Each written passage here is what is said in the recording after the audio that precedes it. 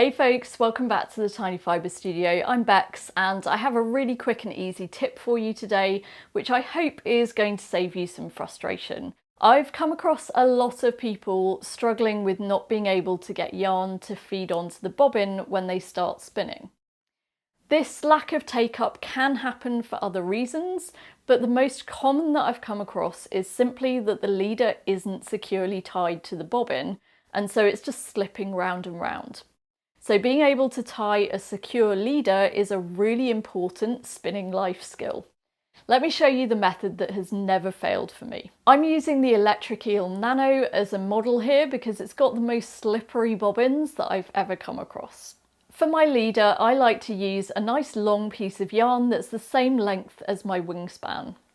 I'm using quite a thick cotton here just to make it easier to see, but usually I would use a thinner yarn made of either a nice grippy wool or some cotton. I'll fold my leader in half so I have a loop at one end. I pass that loop under my bobbin from right to left and then pull the loose ends through that loop.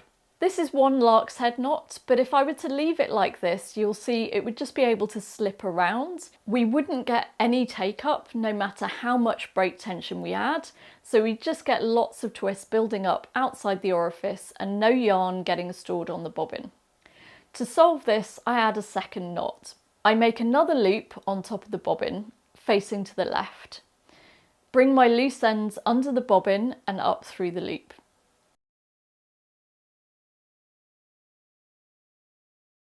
If I now pull on the loose ends to make the knot snug, I should be able to rotate the bobbin just by moving the leader. Now you know that you've got a really secure knot that won't slide around. At the loose end, I like to tie a couple of knots an inch or two apart, and that loop that I've created is where I join my fibre for spinning. Some people prefer to just leave the ends loose, so just go with whatever you prefer.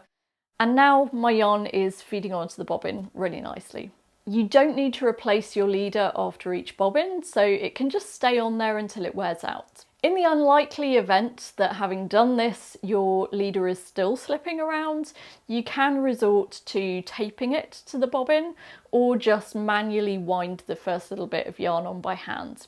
But this leader tying technique has never failed for me. Let me know what you think in the comments, and I will see you again soon.